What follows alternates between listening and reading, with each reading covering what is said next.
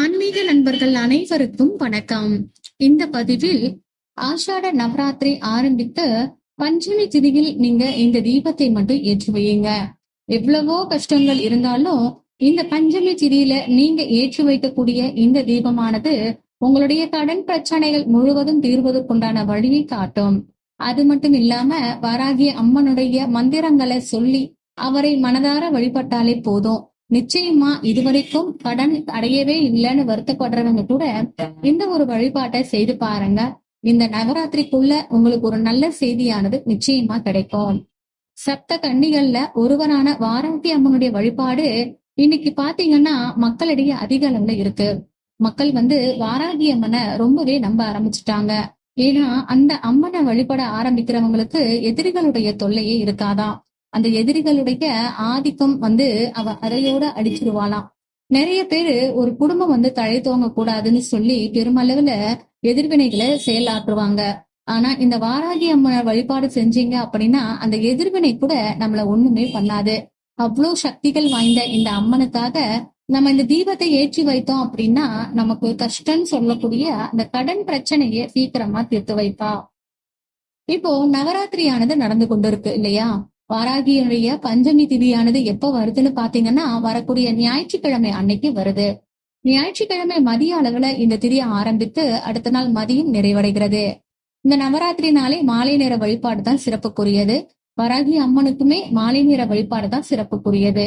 ஆகையினால ஞாயிற்றுக்கிழமை இரவே இந்த வழிபாடை நீங்க செஞ்சிடுங்க. வராகி அம்மனை வழிபாடு செய்யாதவங்க கூட கடன் பிரச்சனை தீரணும்னு நினைச்சு அந்த அம்மனை நம்பி இந்த வழிபாடு செய்து பாருங்க. நிச்சயமா நல்லதே காட்டுவாள். வராகி அம்மனுக்கு இந்த பஞ்சமி திதியில நீங்க 5 தீபம் கொண்டு ஏத்தணும். 5 தீபம் அப்படிங்கிறது 5 முகம் வைத்து விளக்கு ஏற்றி வைத்து வழிபாட செய்யலாம். அப்படி இல்லைன்னா ஒரே ஒரு அகல் விளக்கு வச்சுட்டு கூட அந்த தீப சுடர்ல ஆவாகனம் செய்து நீங்க மனதார வழிபட்டாலே போதும். சில பேர் வீட்டுல அம்மனுடைய சிலையோ திருவுருவ படமோ இருக்கும். சிலை இருந்தால் அபிஷேகம் பண்ணுங்க. திருவுருவ படம் இருந்துச்சு அப்படின்னா அதை நல்லா தொடச்சிட்டு மஞ்சள் குங்குமம் போட்டு வச்சு அவளுக்குன்னு உரியான செவ்வரளி மலர் வாங்கி வச்சு சாத்துங்க.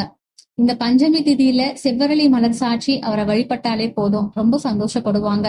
அது மட்டும் இல்லாம அம்மனுக்கு பிடிச்சமான நெய்வேத்தியங்களை வைங்க. எப்பவுமே பூமிக்கு அடியில விளையக்கூடிய நெய்வேத்தியங்கள் தான் அந்த அம்மனுக்கு ரொம்பவே விசேஷம்.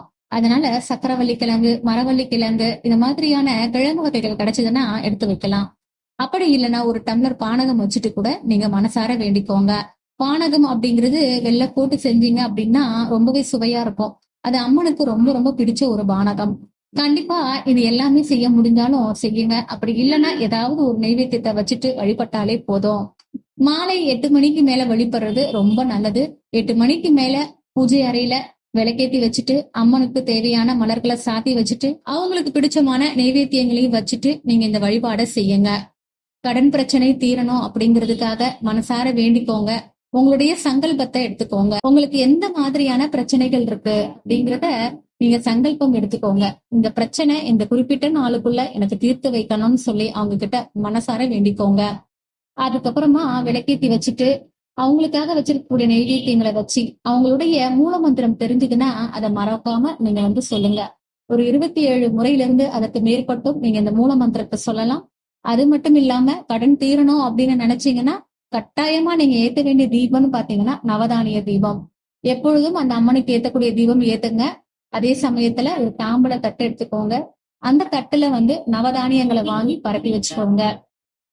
நவதானியத்திற்கு மேல ஒரே ஒரு அகல் விளக்கு வச்சு சிவப்பு திரி போட்டு நல்லெண்ணெய் ஊற்றி தீபம் ஏற்றி வைத்து அந்த அம்மனை மனசார வேண்டிக்கோங்க. ஓம் அஸ்வரூடாய நமத அப்படிங்கிற இந்த ஒரு மந்திரத்தை மனசார சொல்லி வேண்டிக்கோங்க. அதே சமயம் உங்களால எவ்வளவு தூரம் இந்த மந்திரத்தை சொல்ல முடியுமோ சொல்லுங்க.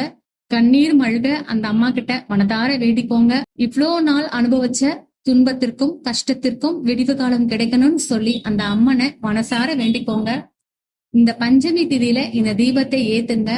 அதற்கு பிறகு இந்த நவராத்திரி முடிவுறதுக்குள்ள உங்களுக்கு ஏதாவது ஒரு வழியை காட்டுவாங்க. அது போல தொடர்ந்து நீங்க இந்த தீபத்தை ஏத்திட்டே வாங்க. நிச்சயமா சொல்றேன், வராகி அம்மன் உங்களுக்கு நல்லாசி புரிவாள். அது மட்டும் இல்லாம உங்களுக்கு கஷ்டங்கள் தீர்ப்பதற்குண்டான வழிகளை காட்டுவாள். உங்களோட எப்பவுமே துணையாகவே இருப்பாள். எதிரிகளுடைய தொல்லையை உங்ககிட்ட அண்ட விடாம பாத்துக்குவாங்க. உங்க கஷ்டம் எல்லாத்தையுமே சரி செய்வதற்கு இந்த அம்பாளுடைய நவராத்திரி தினத்துல இந்த பஞ்சமி திதியில இந்த வழிபாடை செய்யுங்க. கண்டிப்பா உங்களுக்கு நல்லதொரு பலன்கள் கிடைக்கும். இந்த பஞ்சமி திதியில வாராகி அம்மனை இந்த முறையில நீங்க வழிபட்டு பாருங்க. கடன் பிரச்சனைகளும் கிரகதோஷங்களும் இருந்தாலுமே அதுல இருந்து அம்பாள் உங்களை விடுவித்து உங்களை அனுகிரகம் செய்து சகல சௌபாக்கியத்தோட வாழ வைப்பாங்க. கண்டிப்பா இந்த ஒரு பதிவானது உங்களுக்கு பயனுள்ளதாக இருக்கும்னு நினைக்கிறேன். இருந்தது அப்படின்னா மறக்காம உங்களுடைய உற்றார் உறவினர்களுக்கு ஷேர் பண்ணி விடுங்க. நம்ம சேனலையும் சப்ஸ்கிரைப் பண்ணிட்டு பக்கத்துல இருக்கக்கூடிய பெல் பட்டனை கிளிக் பண்ணி வச்சுக்கோங்க. மீண்டும் அடுத்த ஒரு நல்ல பதிவுல சந்திக்கலாம். அதுவரைக்கும் நன்றி, வாழ்க வளமுடன்.